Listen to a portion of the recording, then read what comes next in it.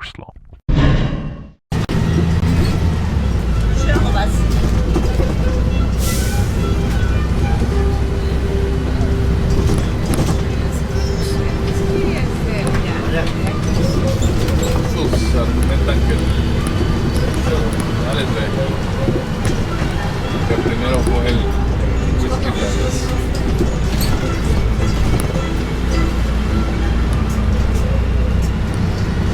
At the lower end of Thomas Street is a hospital. See the grey walls here coming up on the right hand side. This is Dublin's oldest psychiatric hospital, founded by Jonathan Swift. The date of founding is 1745. Swift suffered from tinnitus. In those days, this was diagnosed as a mental illness. So when he died, he bequeathed £7,000 in his will to the opening of the hospital. He also laid down a list of rules as to how he wanted the inmates to be treated. A list that was far more humane than any other of the time. Look closely over the wall here as we pass by, and you will see the words over the main entrance. St. Patrick's Hospital, founded by Jonathan Swift, 1745.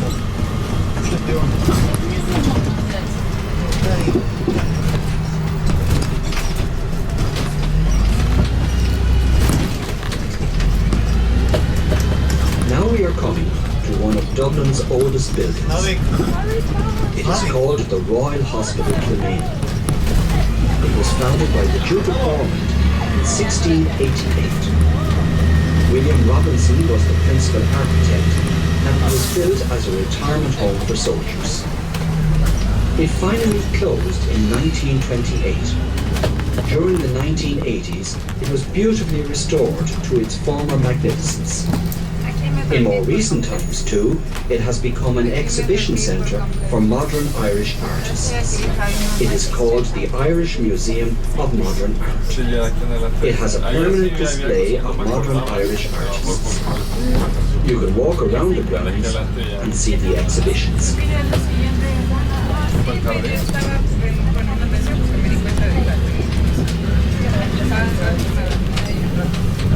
Among the souvenirs and gifts that flood Dublin shops, you will notice a number of motifs that have their origins in Celtic mythology or ancient customs. The shamrock appears on almost everything, from shorts to planes. The story is that St. Patrick used this plant to explain the concept of the Holy Trinity. But it wasn't until the Gaelic revival of the 19th century that the shamrock was widely used. The harp is the official emblem of Ireland. It has its origins in Celtic traditions. The harpist in times past was a revered part of Celtic life. Shillelagh is a stick with a handle, probably used by country people as a walking stick and maybe as a weapon. The leprechaun is an Irish pixie. He wears a green hat and has a beard. He is a cobbler to the fairies. Follow a leprechaun to the end of a rainbow and your dreams will come true.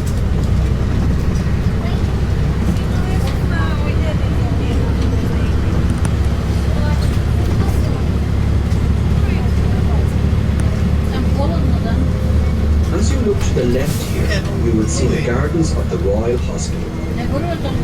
2 graveyards are also to be seen here, where the old infirm soldiers were buried. Soon you will see the Richmond Gate. This gateway once stood much nearer the city centre at one of Dublin's Liffey bridges. It was moved because of traffic congestion to its present location in 1847.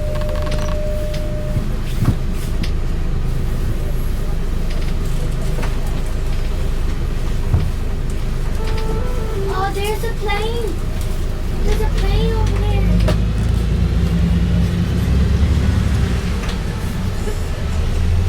Look at the airport is over there.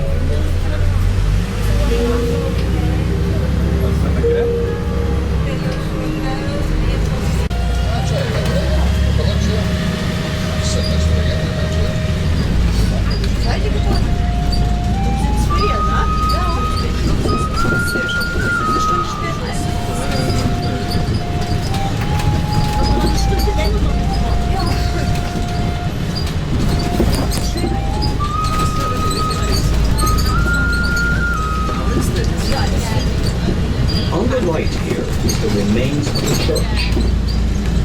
The church was built in 1864 and demolished in 1988. The main part of the church is now in Straffan, County Kildare. The spire was saved after a 6-month campaign by locals.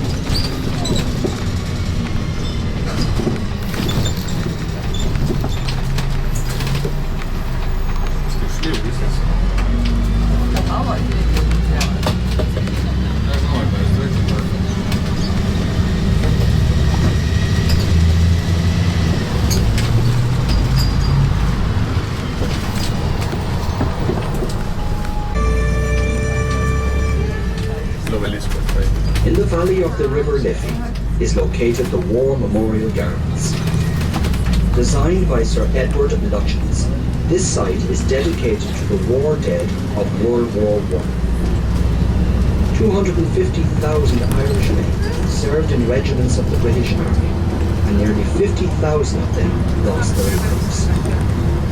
Although finished in 1938, the political situation in Ireland meant the constant postponement of the opening and to neglect. However, in 2001, the whole site was restored and rededicated to the war dead. It provides a tranquil setting to wander and explore.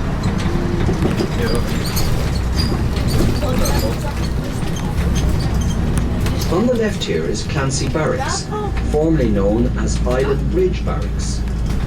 It was used in the 19th century for ordnance, military and horse. It was turned over to the newly established Irish National Army in 1922 and used until 1988. In recent times, the site has been sold to private developers to be transformed into a mixed scheme with the proviso that 12 of the original buildings be retained.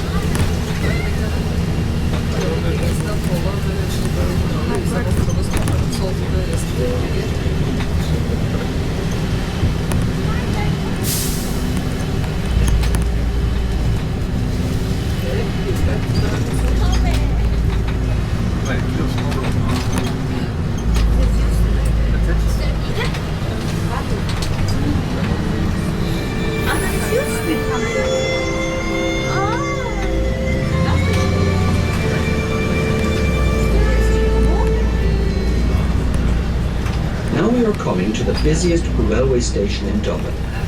You will see it on your left-hand side.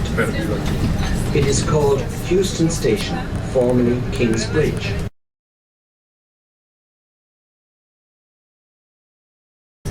It was opened in 1844, built as a showpiece for the Great Southern and Western Railway.